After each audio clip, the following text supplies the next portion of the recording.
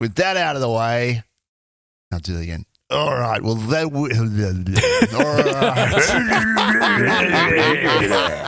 right.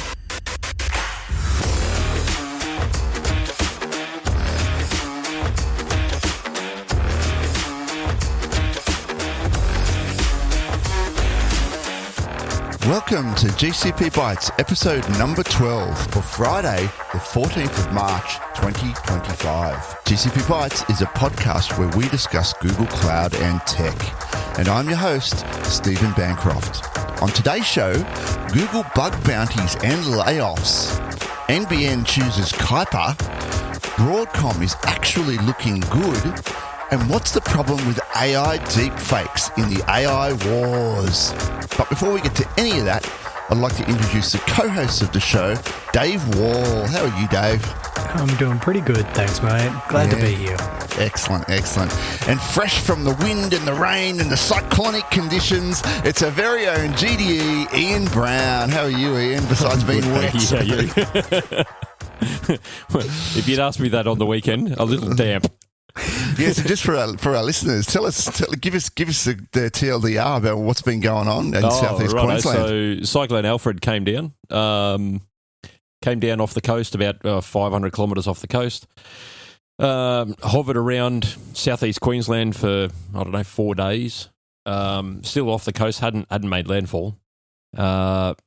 Eventually hit Moreton Island, turned into a low pressure system, and then dumped.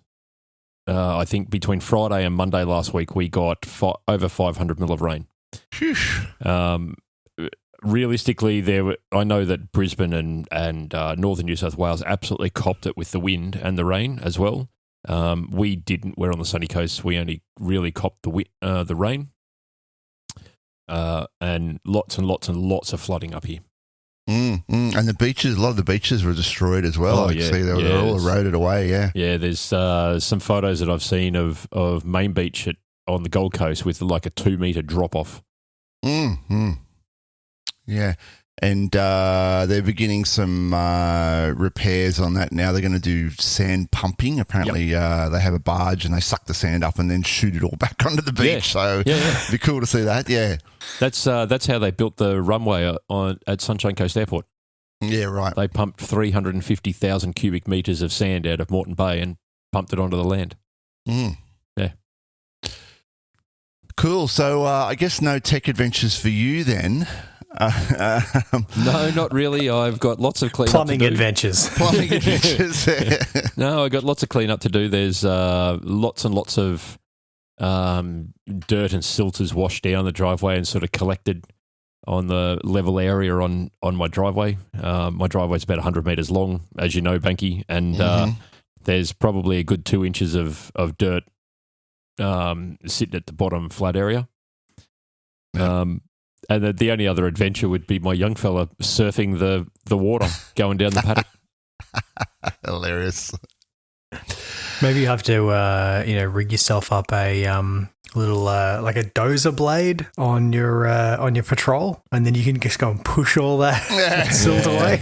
Getting to it might be the hard bit. It's all currently sitting underneath my caravan. So, yay. Well, no real tech adventures from me. We're doing a little bit of building works here at the moment, and Taj Mahal that you've been building there. Taj Mahal that I'm building. Yeah, we've had the builders through here and doing this and that. I'm sorry, it's not Taj Mahal. It's the Royal Banky. The Royal. That's it. Yeah.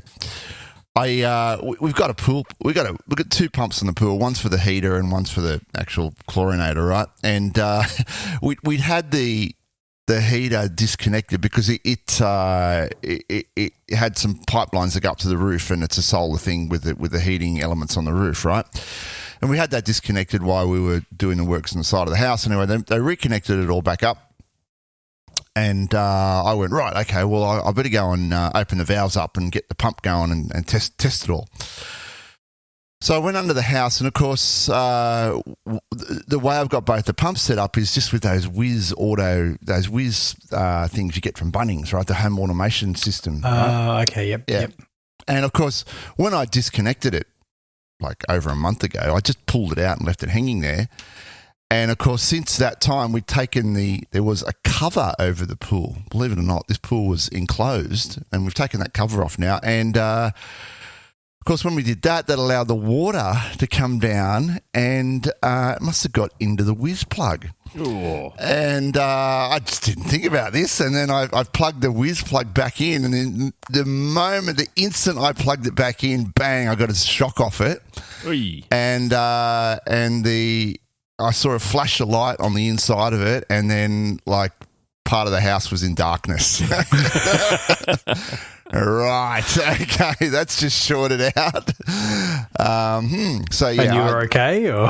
Oh yeah. Just mild electrocution, you know. It wasn't the chair. No, it wasn't the chair, but I felt the zap in my hand. That's for sure. And so. See, where it actually plugs in is fine because there's a little cover over it to stop the water getting onto it. But because I just pulled it out and had it hanging down, it filled up with water. And then when I took it off and inspected it more closely, there was a couple of little rust lines on the outside of it, and so the water had been running through it. And well, that goes in the bin. Yep. Got another one. So and thankfully now I've got the pool heater pump all up and running, and it's working great. Nice. So yeah. That's my little tech story. The outcome of the cyclone up here is we're getting a generator backup system in our house, like a permanently wired in ATS switched 9 kVA generator, so that the minute the power goes out, generator fires up and everything comes back online. Right. Bro. You're going to run an essential circuit as well? It's going to power the entire essential house. Power. It's going to be a 9 kVA The entire generator. house is essential. Yeah. The entire house is essential. Everything here. Yeah, okay. I want air conditioning. I want lights. I want fridging. I want internet. Yep. You're going to keep a big strategic reserve of diesel on-prem? Yes. So I've already got a 44-gallon drum in the shed with a hand crank on it. So all we're going to do there is move that to a location up beside the house where the generator is going to sit. And the generator that I'm going to buy is off some mates of mine who build industrial generators down in Brizzy. And the tank that it's got on it has an auto rotator in the tank. So it just turns the fuel over constantly. It's just a little pump in there that just cycles the fuel over. So diesel doesn't go off if you keep moving it. Yeah, it doesn't go off, yeah. Cool. That's anything from you, Dave? Anything interesting now? Nothing that would be worth chatting about. Nothing worthy. All right. Well, on that note then, how about we get on with the community news?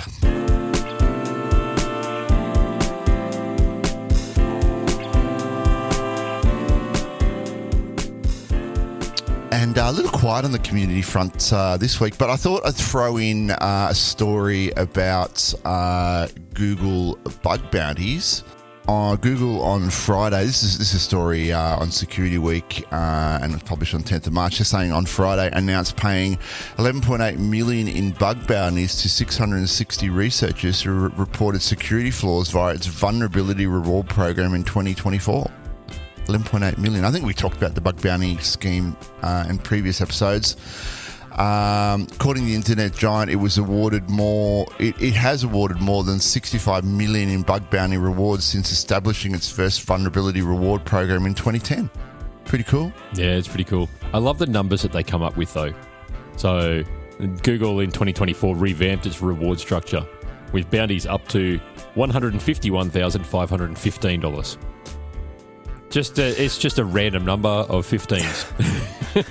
Yeah, there was an award which was 1337, which is LEET. LEET, yeah. LEET or something. But I was trying to figure out what 151515 means. I don't know. I haven't had time this morning to have a look at it to try and figure out what it was. But yeah, and that's just for the Google and the cloud reward program, and then it's up to 300,000 for mobile and up to 250,000 for Chrome. Right. So Yeah, nice. I'm just Googling I'm saying, what does 151515 mean? And it says it's simply a numeric value. It doesn't mean anything. It's just a coincidence. Means $151,515 dues. Oh, that's the AI overview telling me that. Yeah, right. It'd be more dollary dues because that's US dollars. Yeah. Well, that's right. Well, no, US dollars are dollary dues. No, it's a kangaroos. Australian dollars are dollary dues. Nah. $900 dues. It's not a binary number or a hex number, is it? Might be a hex number. No, there's nothing special about it in hex. There doesn't seem anything special about it in binary. You're going down a numerology rabbit hole. Yeah. It's looking for mysteries where there are got none. all sorts of really cool little numbers that they have. Like they've got the domain 1e100.net, which is the number for a Google is 1e100, so it's 1 with 100 zeros. Oh, yeah. Okay, here we go. He found it. Specifics. The maximum reward based on a base amount of $101,010 for an RCE remote code execution vulnerability in their most sensitive products, with a 1.5 modifier applied for exceptional report quality, resulting in 151515 maximum. Right. So, and I'm guessing the 101010, I mean, that's clearly a reference to binary. Yep. For a remote code execution vulnerability, and then that's a 1.1 or 1.5 times multiplier. Mystery solved. Mystery solved, done. So move on. So what does 101010 mean in decimal? Do you know what it is? It is the number of the meaning of life. Oh, it's a 42. It's 42, It's 42. is it? There we go. Solved. There you go. Yeah. Mystery solved. Look at us being sleuths online. I don't want to have to go back and work out binary numbers in my head. That takes me back to that's what Google's the for. old subnetting in binary. Yeah, working out your netmask, converting it to binary, and oh no, thanks. No, that brings back nightmares. 42. So it is. Wow. Okay. So Google are paying out some money. You can get a part of that if you find a bug in Google Cloud or a CVE, then you can get a piece of the pie. Great programs though, these.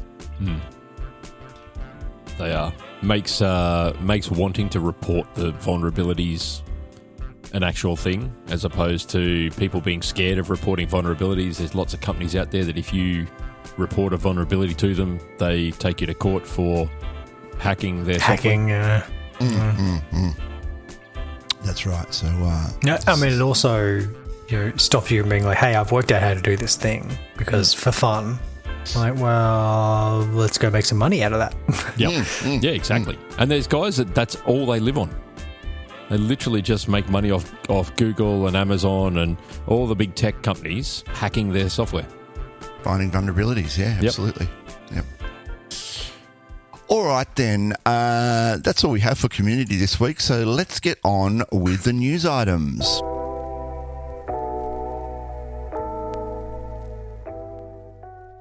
And first news item this week is some people movements, and not the way that you think.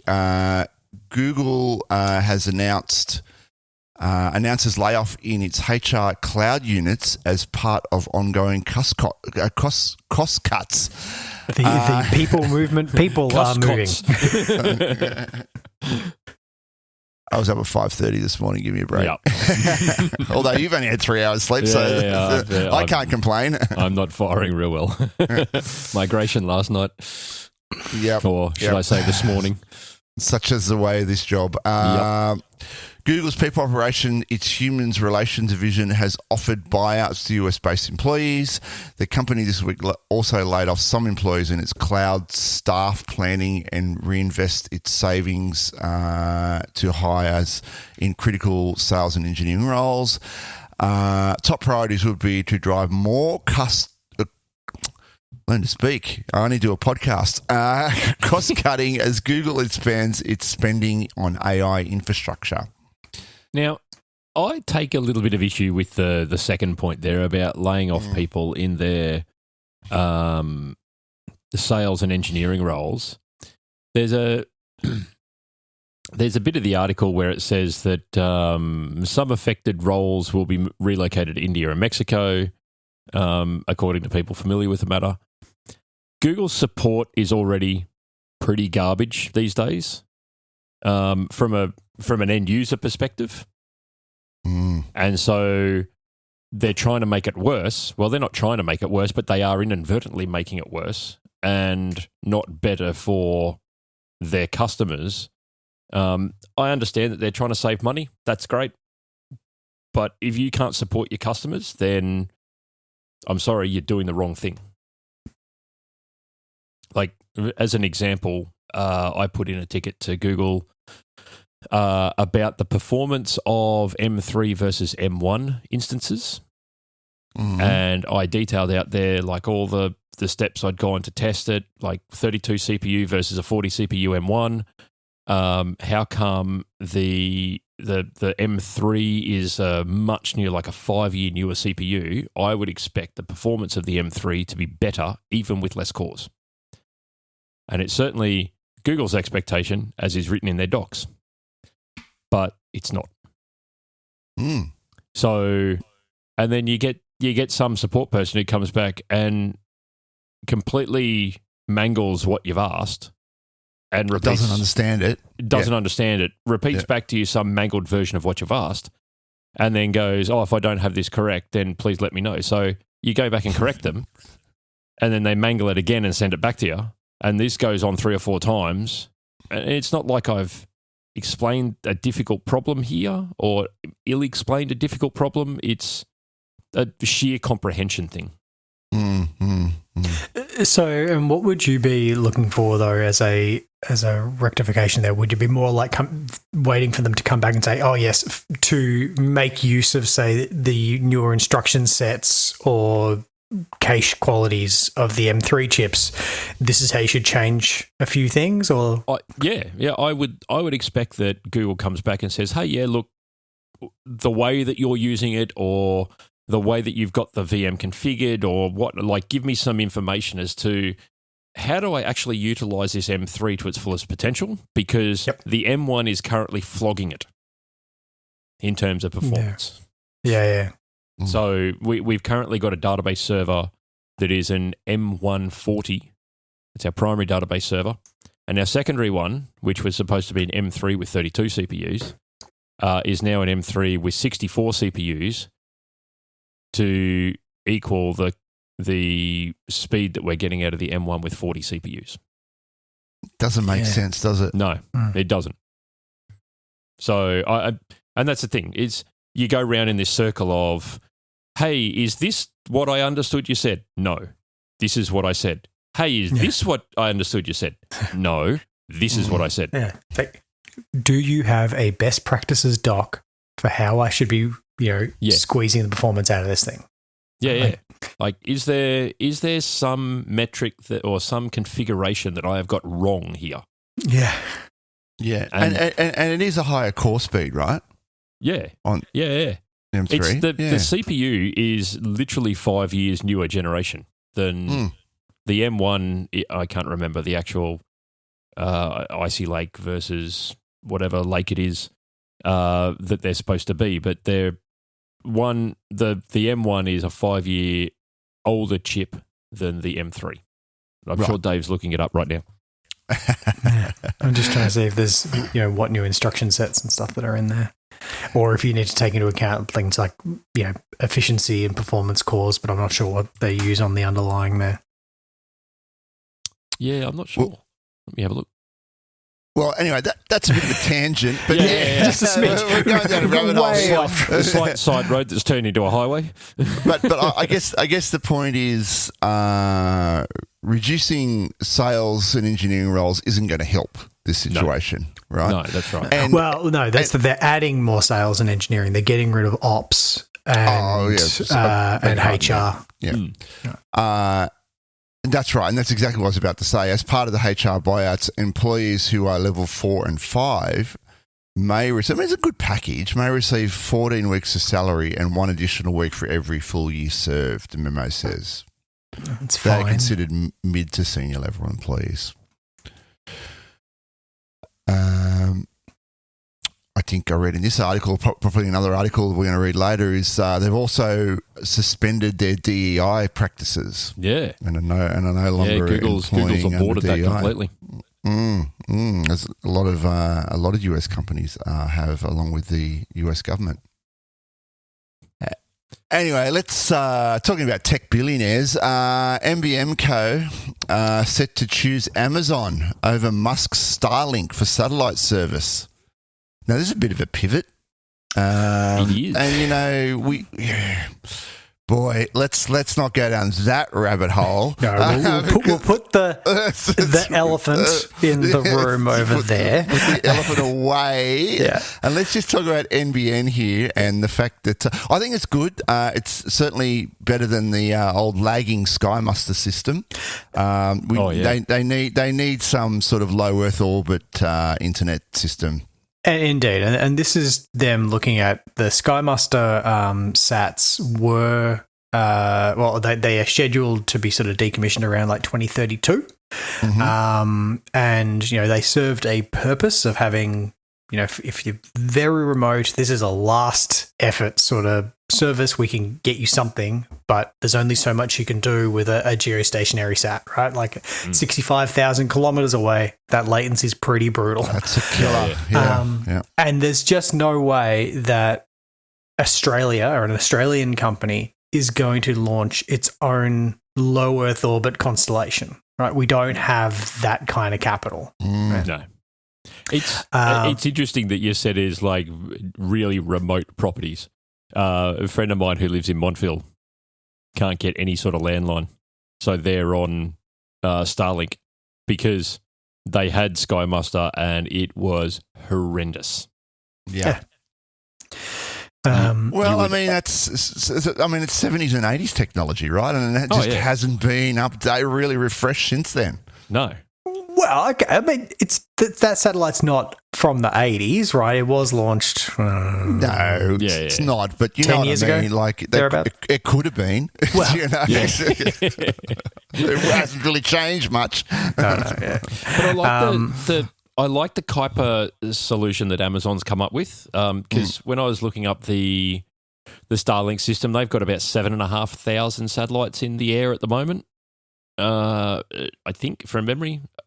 Don't quote me on that one. It's because they are still launching so rapidly. I've completely lost track. And they're also falling much more rapidly as well. So they're obsoleting a whole heap of the really early ones. As they replace them with newer ones. So they wanted about 10,000, didn't they? It's ranged from, I think it was originally about 4, and then they wanted another band of about 7, and then I heard at one point they even asked for allocation for about 30,000 sats. The number, I just did a quick search on it. The number was supposed to be upwards of 30,000, but they've made. I'm just having a look at the number of launches that they've done, and there's lots of them. 239 launches that they've done, and they've got currently 8,050 satellites launched. 987 of them have failed or deorbited. 7,095 are in orbit, and 7,063 are working satellites. Of those working satellites, 6,382 are operational. So there's a fair failure rate there. But what I like about the Kuiper project is it's only 3,000 satellites. So that's what they're planning for. 3,000 satellites in a low Earth orbit that's going to supply super fast, ultra low latency broadband. And the numbers that they quote, and I'm just on the Project Kuiper website because I found it really interesting. They haven't released costs on it. They have said that the speeds are going to be somewhere in the vicinity of 1 to 400 megasecond out of the system. And it'll be much the same as the Starlink system where you buy the dish and off it goes. Yep. Yeah, and so they will be launching soon, right? They're very keen. They want to get into this space. There's certainly sovereign risks in only having Starlink as the only game in town, with elephant aside. I think this is very prudent for NBN to be looking like, okay, there's no point us investing in Starlink for this service. It exists already. It's there regardless. We don't need to be doing anything on that, right? It's still available for people to get. If you want Starlink, it is there. You right? can go and get it, yeah. Right. So we need another solution. Why don't we pack and go, okay, well, Kuiper is going to be operational before then. That sounds like a pretty valid backstop for us. And because, so I know reading this article, they mentioned that Australia will be one of the earlier markets where this is available. And again, this is because they'll be covering the US and we're in the opposite side of the earth, so we get the same sats. Right. We just get it by default. Yeah.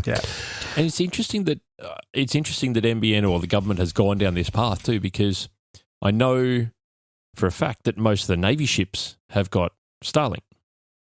It's their go-to for internet access on a Navy ship because your Inmarsat and all that, like all those geostationary satellite systems are slow and latent and all the rest of it. You can't do video calls or anything like that. So they've got to, they've moved pretty quickly to deck out all the Navy with those. Oh yeah. And I know because there's also I got a mate of mine who there's runs another an oil service rig. as well. There's Starlink, but there's also Star Shield, which is targeted at defense. Yeah. So this is from SpaceX as well, but it is the defense side of it. It's defense version. I've got a mate of mine who runs an oil rig off WA, and they've got Starlink, so they've got their standard comms gear, which uses like the Inmarsat or whatever that geostationary one is that they're using. And that's all approved and everything, and it's got its own firewalls and all that. And then he's just got a new Starlink unit. So they've got two now. They've got their initial Starlink unit, and then they've got the new one that's just come out. And the company that he works for, which shall remain nameless, shipped him the dish. Like, it has to go up to Broome and then get on a helicopter to go out to the rig, but didn't send him the little firewall that comes with it because they needed to do security testing on the firewall.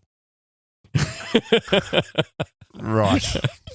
And two different generations of Starlink gear, so one's not compatible with the other. You can't plug that new dish into the old router because they run on different voltages or something like that.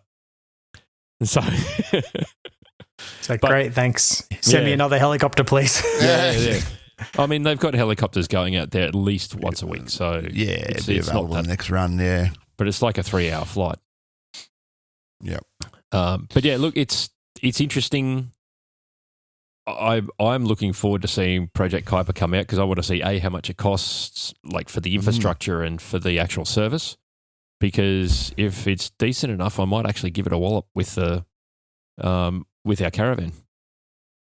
Absolutely, yeah, it'd be worth giving it a go. I did read here that their standard plan is 100 to 400 megabits per second, and they can deliver up to 1 gigabit per second. Yeah, I mean, that does remain to be seen, like, once the reality kicks in, though, right? Because the service isn't due to sort of start being available till 2026. So they can have their plans. We've got to see when the actual rubber hits the road. Right. And will the speed decrease if there's more congestion on it? Yep. Oh, for sure. Yeah, there will. Yeah. And, whether or not initially they are able to use like laser interconnects or if they're going to be sort of bent piping as Starlink was doing for most locations, like laser links available now, but for most of the time that it's been available, it's just been basically bouncing you down to a ground station. Yep. They say here on the Amazon's Kuiper site that they're deploying the satellite constellation early 2025 with the service rolling out later this year. So maybe we might get I might get it later the year. Maybe. And I guess the thing is, if it's being provided, if it's becoming part of the NBN network, then you could just go to Aussie Broadband and it'll just be packaged in with like someone like Aussie Broadband or whoever is the NBN retailer, right? You won't even really see the fact that it's been that it's the Kuiper system, right? I suppose it depends on how they're going to do their retail operations. So, Starlink, you just get it, right? You get it directly from them. Yeah. And now, I mean, initially you couldn't, but obviously, as you did, Ian, you can now go to like a caravan store and buy the dishes there. But initially, you just did it all online. You had to wait for it all to be shipped out. So from the US, whether or not with Kuiper, they go that way, and they'll be like, well, we will just have like retail partners in country. Kuiper or Kuiper? No, it's Kuiper. It's named after the Kuiper belt. Yeah. It's Kuiper, named after the Kuiper belt. It was an internal. So I read a heap about it. It was an internal project named Project Kuiper after the Kuiper belt, which is, as we all know, the band of rocks that's in the outer solar system. And it's just stuck. So Amazon apparently are keeping it as Project Kuiper. I'm like, cool. But I wonder then if, as is normal in Australia, we get some really cool service from the US and we throttle it. Like, is NBN going to take that service and go, oh, yeah, okay, we're going to give it to you for whatever price it is, but you're only going to get 50 megasecond out of it. But why would they do that? I mean, you wouldn't buy it then. You just go and get a Starlink service. Because, remember, they're still charging CVCs on this. Yeah, they're still charging you fees like the connectivity fees that gets them out of their network. I guess we'll just see when it comes. Yeah. All right. Moving on, some freebies. Google, we like a freebie. We like a freebie. Code Assist. Now available for free for individuals to use. Gemini Code Assist. Google has announced a public preview of a free version of its AI coding assistant, Gemini Code Assist, for individual users, according to a post on the Google Cloud blog. 180,000 code completions per month. Yeah, that's a lot. Staggering, hey? That's good.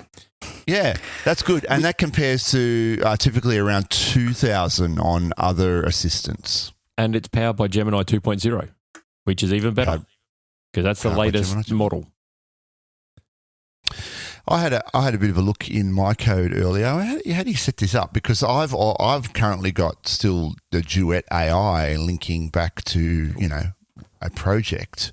Do I need to remove that? How do I go about setting this up? No, it's still there. So you should see the Gemini.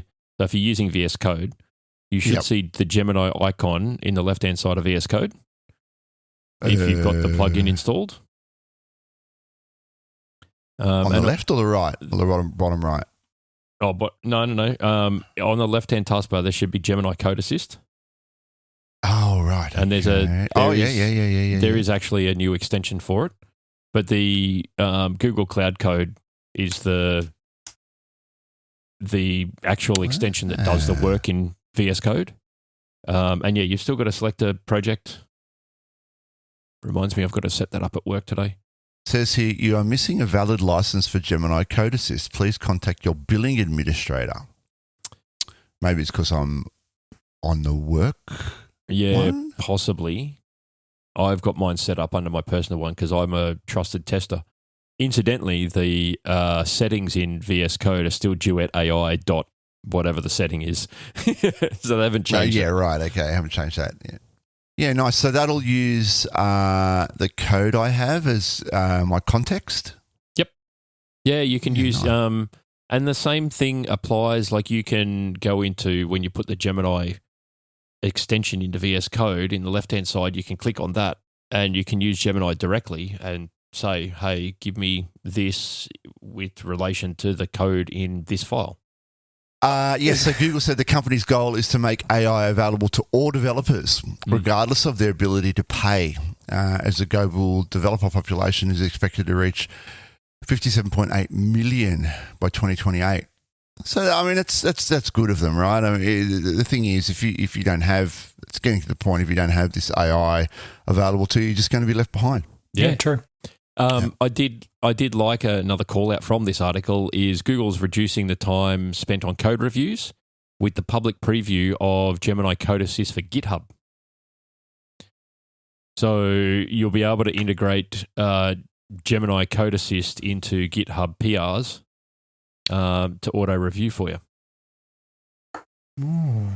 Excellent. Yeah. So no more LGTM. No. LGTM, send it. No. Just get the AI to do that for you. Yep. Oh boy, I can. AI taking over the world. I can see the outages already. I can see the outages. My AI written code, my AI approved PR. Yeah. Foreshadowing outages. Let's see if we can get Gemini to have a conversation with itself inside of GitHub PRs about the code quality. Just arguing with itself. I have got 129 pages PDF of Gemini talking to itself about how its code suggestions are really helpful, and here's some more helpful tips to itself. And then, thanks for those tips. Here's some more tips that I found as well. It just how about use like you load up a gem for the your code reviewer and go and pretend you are Linus Torvalds. You stole my joke. Let's hope they haven't used Linus Torvalds' emails as training data. Yeah. Oh, yeah. Could you imagine the expletives in your PR? Oh, dear. I do enjoy reading his emails on the kernel archives. Oh, yeah. There's some crackers in there. All right, let's move on.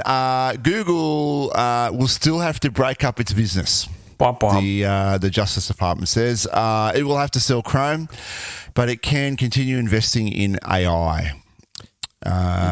This is an odd one. So, just quote a little bit from the article. When the Department of Justice argued for its sale last year, it said that selling Chrome will permanently stop Google's control of this critical search access point and allow rival search engines the ability to access the browser. For many users, this is a gateway to the internet.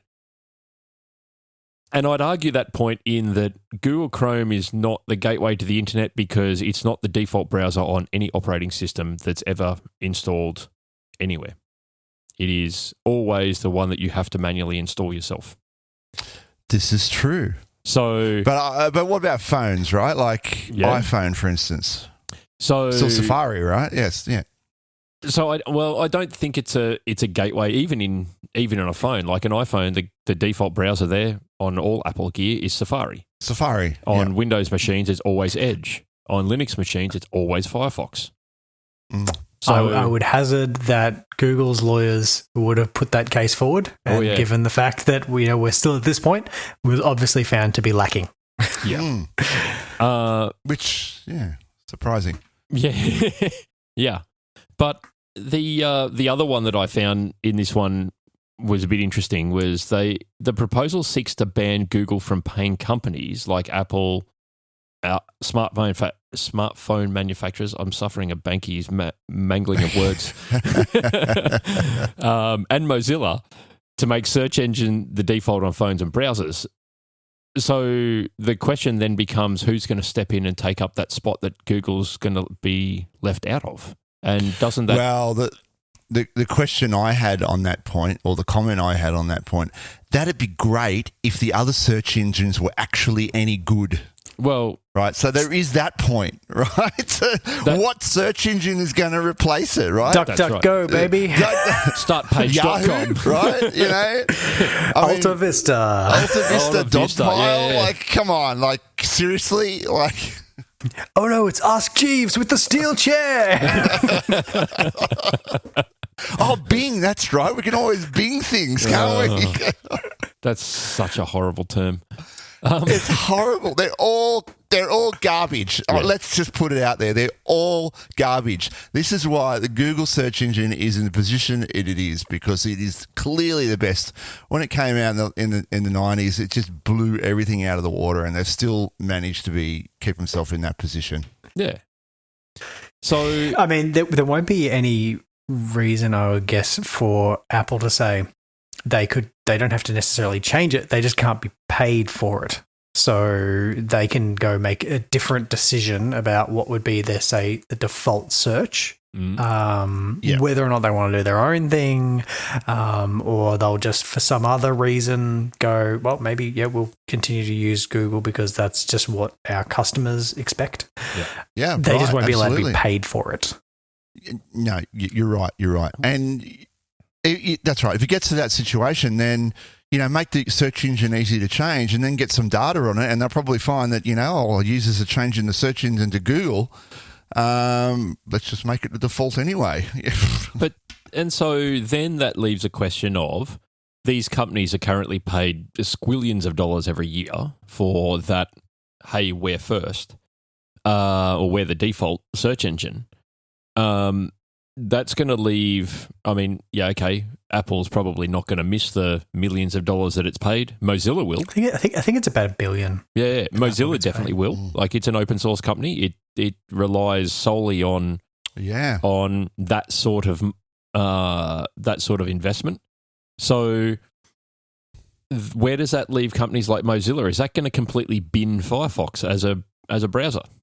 It could be detrimental, couldn't it? Yeah. Because Firefox is the last stalwart of... it's not Chromium based. Yeah, that's right. Internet diversity, And then the other part of that is, where does it leave other phone manufacturers out there? So you've got a myriad of Android phone manufacturers out there that Google would be paying to have the default browser set to Google. So where does that leave them? Because that would be a fair chunk of investment for them too. Because I don't I can see Microsoft coming along and saying, hey, here's $1 billion to make us the default search engine. Well, they probably won't be allowed to. Well, I don't know. Based off this. This order is only preventing Google from doing it. So there's no reason why Microsoft couldn't step in, and likely will step in and do that. And then how many users are just going to go, stuff it. I'll use Bing now because that's the default and I can't be bothered changing it. Or, as we've seen before, they won't even realise because the Bing main page Bing looks like the Google search page, and they won't even know. Yeah. Well, actually, if you go to startpage.com, it looks like Google too. So, yeah. So, I mean, that's weird. That's interesting, isn't it? Because, on the surface, it does seem like anti-competitive, and they wanted to tip the balance in favour. But you're right. The money is propping up these smaller initiatives that's keeping the diversity in the industry, right? And keeping things like Firefox alive. Yeah. So, and the only reason why they've removed the ability for Google to invest in AI startups is because Anthropic went to the Department of Justice and went, if we don't have Google's funding, we don't exist. Same argument. Yeah. Exactly same argument. And Firefox could step up and make that argument as well. That's right. And I think what you'll find is a lot of that will get, that's been squashed, that's proposal's been removed because of that exact thing, and because the US government is dependent on Anthropic for stuff. Right. How the wheel turns in the hamster cage. How the wheel turns, yeah. And this is the article too, which does just, I don't want to get into the weeds, but it says Google donated to the Trump campaign when he ran last year and recently halted efforts to hire employees from diverse backgrounds. Yeah. So we're not too pleased about that particular item either. Yeah, look, they Google are doing what Google does best. They're following the political narrative. All right, well, let's move on to another very interesting article that's come our way about Broadcom. As much as we bag Broadcom and everyone was hating it, Broadcom seems to have won. Broadcom has won 70% of large VMware customers bought its biggest bundle.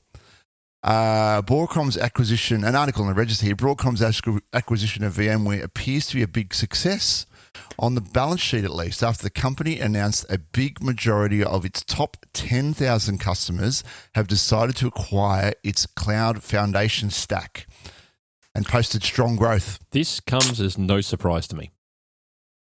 If you are a large enterprise and you are embedded in VMware, the migration path to put something else in its place and the learning curve on your staff is astronomical. Sure. All right. And I agree. However, I consider this to be a Pyrrhic victory because if you look across at Nutanix, which is another very expensive solution, right? Like Nutanix HCI is a top tier product. Yeah. Right. Very strong growth. Okay. Right. Since this whole VMware change has gone across. So yes, they have their top line numbers are doing well because they've managed to upsell a bunch of their customers, but they're bleeding customers. Right. The numbers are higher, but you're losing customers. Nutanix is very strong growth. We've seen, for smaller implementations, Proxmox moving up the stack and other solutions like Harvester, right, becoming way more common now. So seeing those other hypervisors taking off and like Veeam, for example, now supporting Proxmox. Like a lot of people love Veeam for backup and, Yeah. So, I think they see this now and sure, maybe they'll continue to see like good numbers going forward, but I don't think it would be what they would have had.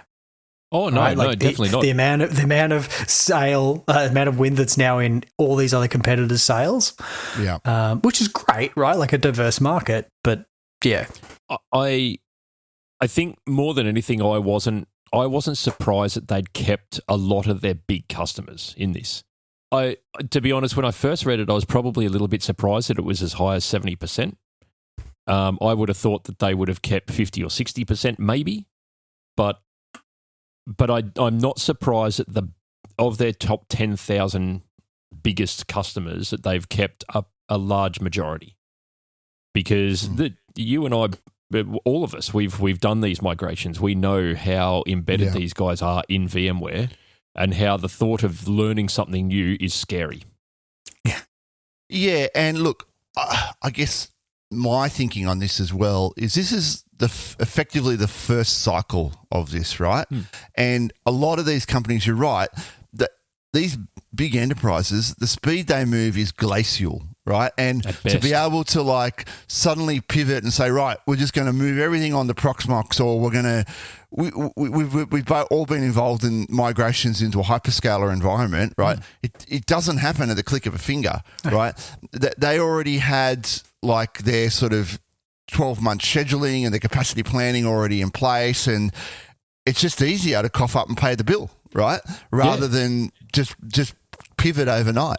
And the other part of that is that there is in order to migrate from a VMware platform to something else, there is a large capital investment required, or there is at least a capital investment required, because you've got to think that whilst the recommendation is that you only sort of utilize 70% of the environment, most environments are well over the 70% utilization. Oh, we've seen it. They've been 90, 95%, or they're over provision. Nodes crash constantly. Yeah, that's right. So in order to migrate off VMware to something else, you've got to have capacity there on that something else to do it. And you can't do that if you're at 90% utilization. Even at 70%, I say that you're probably only sparing one or two hosts, and that's not enough to build a production system. And sure, right? Like, and if you are looking at your existing platform and you go, okay, well, our nodes are about 5 years old, so we'll go buy new nodes to build the new system, but it's going to be a long time before we can do the migration. Well, all right. We know what a VMware to VMware migration looks like. Yep. All right. So, yeah, as what I'm saying is I think this is an over time thing. I don't think it was like, yep, in 18 months' time, we're going from, 1,000 VMware nodes to 1,000 Harvester nodes, right? Like that's not going to happen. You're not going to see an in place like that. But you will see a lot more pilot projects, and you will see in a lot more smaller companies, which will turn into bigger companies over time, starting with a different solution. Oh, 100%. I think that we'll see in the course of 5 years, I think this, even probably next year, this number will be vastly different. That's right. Yeah, it's going to be a slow burn. I think there's certainly for big companies, there is a massive learning curve on their infrastructure engineers or their hypervisor people and storage people to migrate to a new technology and learn its idiosyncrasies. We've been using VMware for so long now, we know its idiosyncrasies. We know what not to do. You know where to look in the particular log files on nodes and things. Yes. Versus if I threw a VMware admin into Proxmox or into Harvester or into any of the other hypervisor solutions, Zen Server or something like that, they'd be scratching their head for days, weeks, or months. Yeah, that's right. Yeah, I mean, especially for a lot of the, like Windows admins, like Windows on VMware, right? They'll have very minimal Linux skills. Oh, yeah. And, Harvester, well, you're dealing in SUSE, right? So, yeah. Yeah, or you're building it yourself on RHEL or Debian or something like that. Roll your own. Yep. Yeah.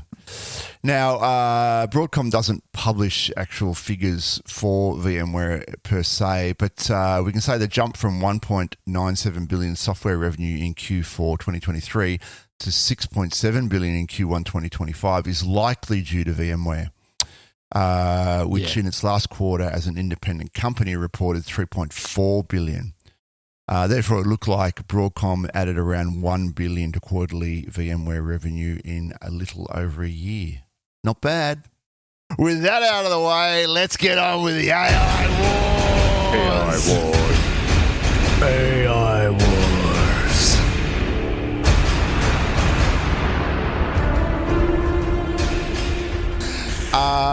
Google reports scale of complaints about AI deepfake terrorism content to Australian regulator. Now, where do we start with this one?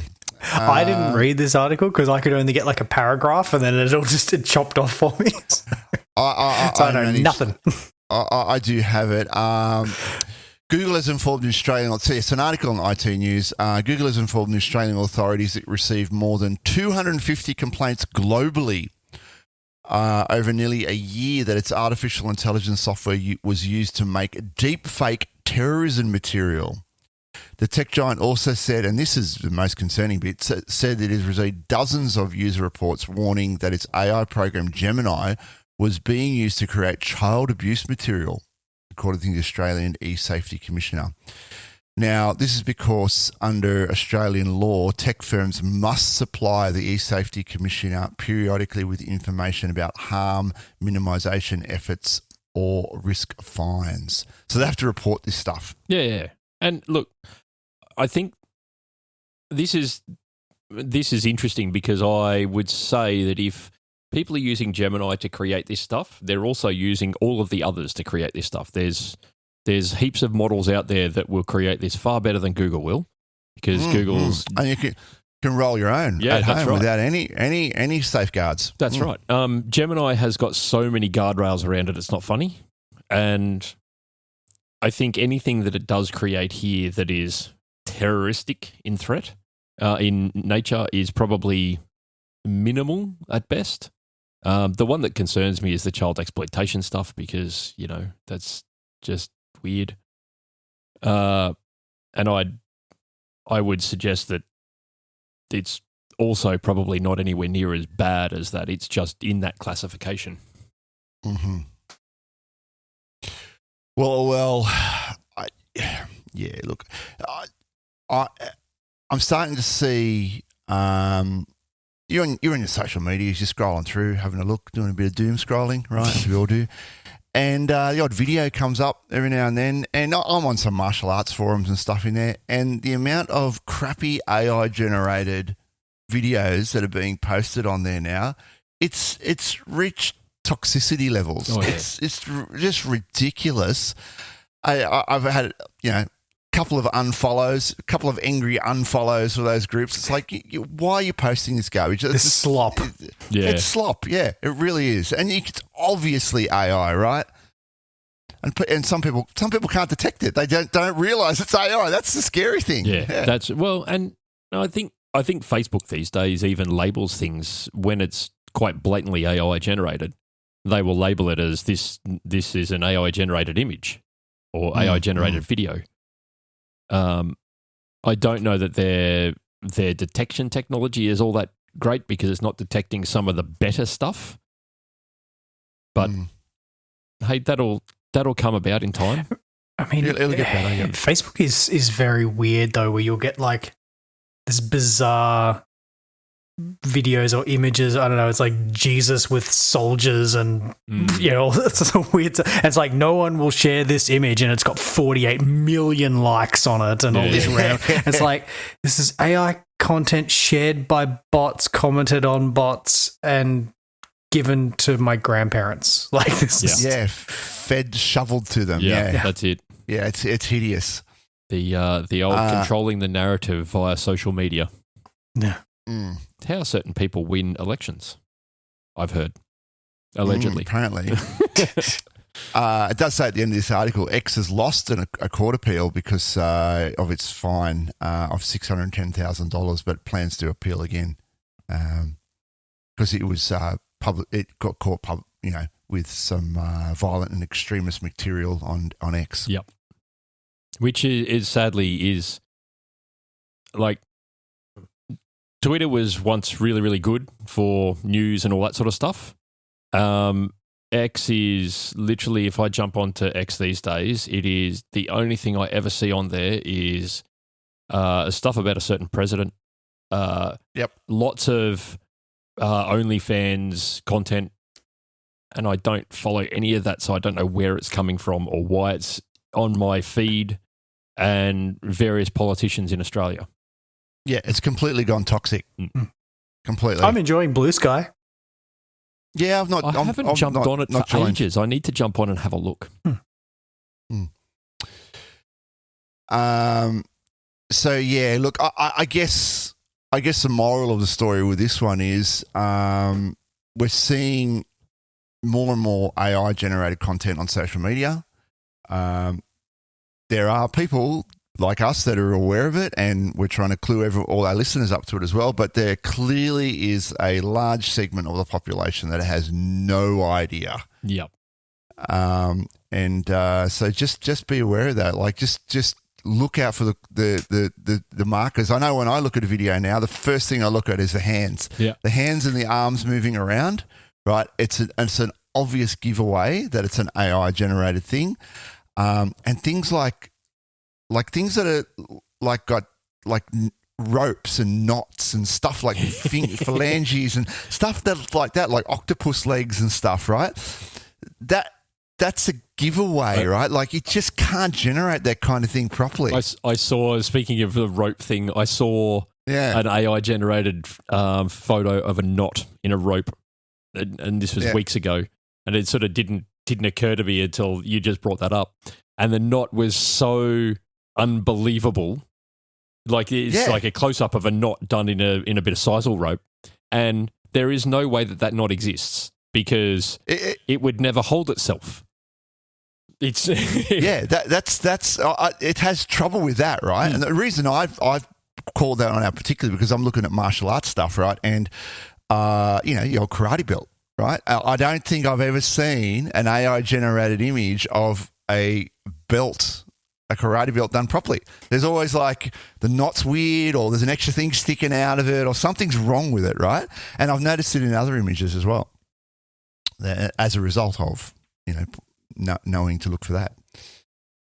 So yeah, just be on the lookout, and of course, if you see anything like that, then just report it and unfollow groups that are posting that kind of content, because it's just garbage. Yeah, it most certainly is. And to finish off the AI wars, we have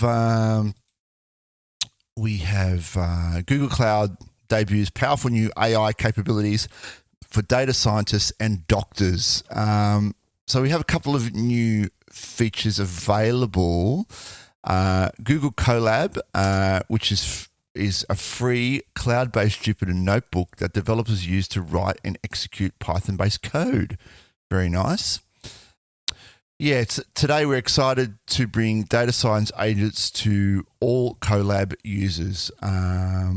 The feature allows you to generate complete working Colab notebooks from simple natural language descriptions. Pretty cool. Yeah. So that's kind of something that's available for AI data scientists. But then we also have, along with that, multimodal search for healthcare professionals. Now, this I thought was like, why didn't we already have this? Especially when you consider that healthcare, 90% of the medical data comes in image form, such as X-rays and photos, right? Well, so I remember back when Bard was first released, and one of the guardrails that it had was no medical advice. And I think Gemini still does that when you ask it for medical advice. And it just says, I'm a medical professional. And there's evidently now a gateway into getting that medical data out that isn't available to the plebs of the world. This is in Vertex AI search. So you would have to spin up your own instance, and it'd be isolated, right? Yeah. In that sense. But I was just thinking, because the Gemini 2 model, which you'd spin up the notebook on, would still theoretically have that guardrail in place. But I mean, it's a specific use case, so maybe there is just like if you're using this, there might be a terms like you have to be an actual health clinical person, not just. Yeah, that's right. So that sort of privacy would be in place, right? You'd hope so. Yeah. It was just interesting. It was one of the things that I thought of when I was reading the article was, hang on a second, Gemini is not allowed to give you medical advice, so I wonder then that how they're getting, like, that was one of the core guardrails that they had. So I wonder how they're then getting around that. Are they just saying, hey, this is deployed for healthcare, so that guardrail doesn't. They remove that guardrail. Like a set of suricata rules where you can just omit that rule ID. Yeah. And that PII wouldn't be going back into the model, right? They've trained that model with anonymized data initially, and now it can be used, and that you wouldn't feed that PII back in. No. You can't legally. No.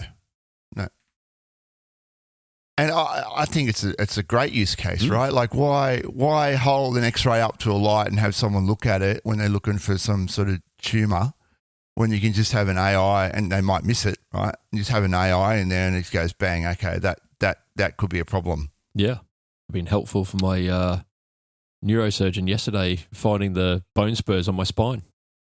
Yeah, right. I thought you were going to say to find your brain. No, I probably need that. That's long left the chat.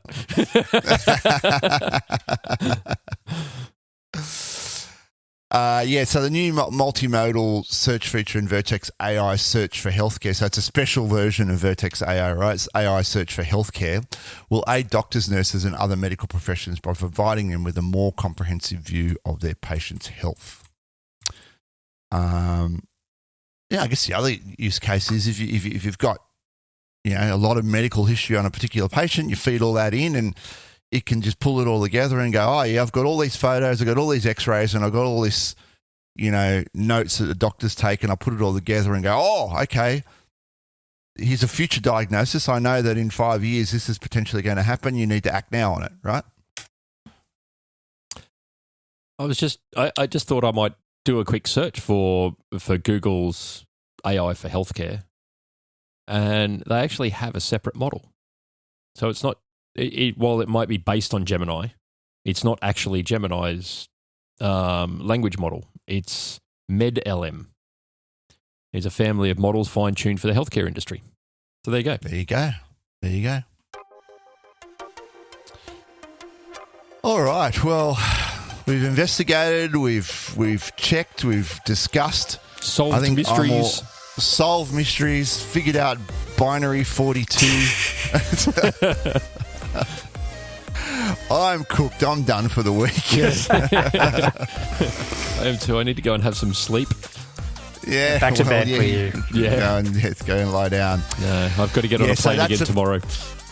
Yeah, we'll get some rest between now and then. Don't forget, you can find us on Apple Podcasts, Spotify, and YouTube Music. Go to Apple Podcasts, write us a review to really help the show out. And while you're at YouTube, go there, smash that like button, and start the discussion as well. That would really help us propel us around YouTube. You can contact the show, contact@gcbbytes.com.au, and find us on the web, www.gcbbytes.com.au. And don't forget, today's sponsor are Hive Tech Solutions and Mantle Group. Once again, it's been another fantastic show, guys. You guys got anything else to add? Nah, I'm done. Yeah. That was a very definitive I'm done from Dave. Yeah, all right. Well, you can catch us in a fortnight for more ramblings. See you, bye. Bye. Bye.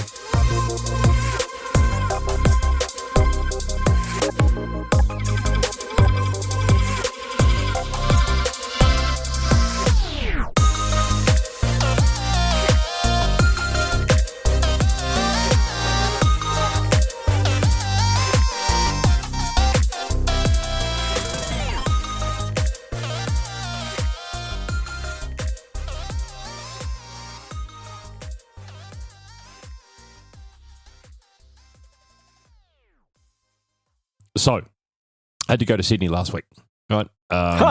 Hilarious. Yeah.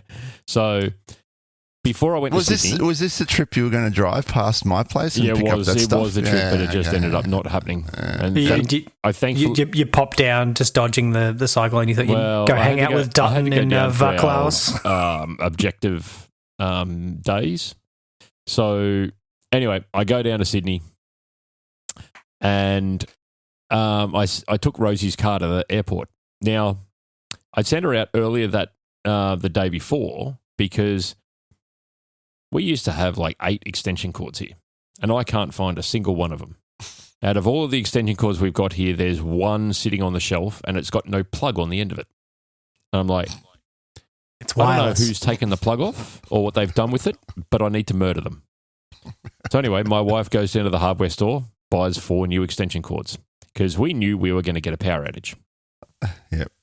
So I was like, right, need you to make sure that the generator is out of the shed because you can't get into the shed if there's no power. It's got roller doors on both sides. There's no door in it. And slight oversight there. Yeah, well. And then we'll...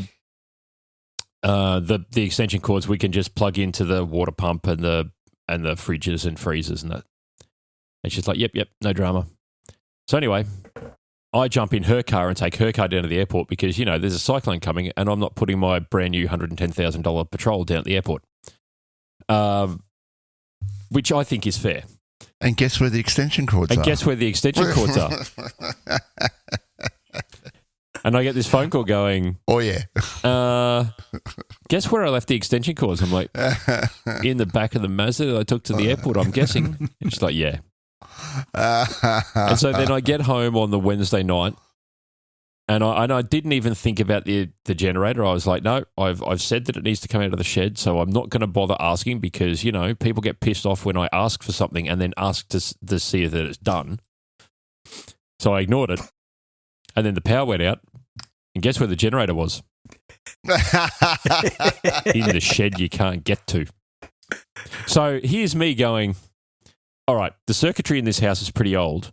Now there's a feed that goes from the house over to the little shed that then backs onto the big shed. So maybe I can isolate the shed from the house, and I've got a little tiny adapter plug that goes from 15 amp to 10 amp, or 10 amp to 15 amp.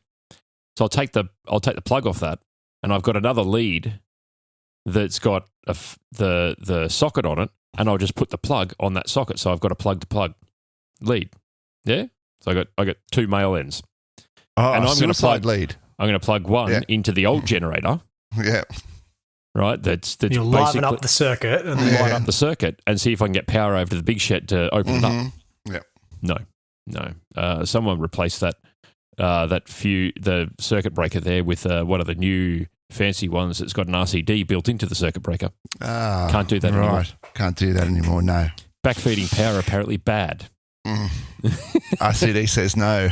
Yeah. So I'm sitting there going, I have no way to get into the shed. My father-in-law's like, oh, well, why don't we just take a sheet of the cladding off the outside of it?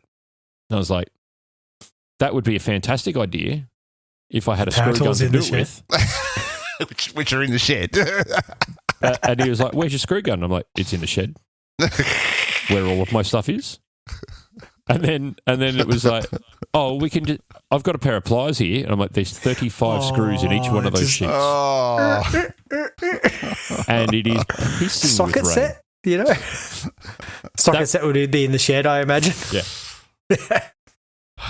So, no, we didn't get the generator out. Right about that time, I'd be going, well, I'll just get my Leatherman, right? And that can do everything with my Leatherman. But where do I keep my Leatherman? In the console in my truck, which would be in the shed. Yes. Yep. Yeah, well, actually, my Leatherman it's sitting in my my little ammo box that I take to the range, because I always take my Leatherman to the range with me. So it just sits in that box. Yep. And that's sitting on top of my gun safe, which is sitting in the shed. Completely hosed.